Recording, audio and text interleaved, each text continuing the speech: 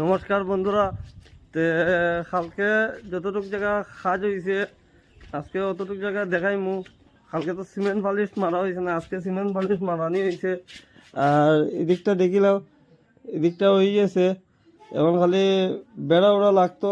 আর কালকে জায়গাটা দেখাই, এই জায়গা কালকে রাত্রেবেলা ইয়া সিমেন্ট পালিশ মারছে।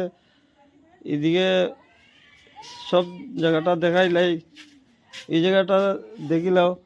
আর আজকে কাজটা শেষ। আর আগামী দিনও আমি যদি বাইরে কোনো জায়গায় যাই তো দেখাইমু। আর একটা জিনিস,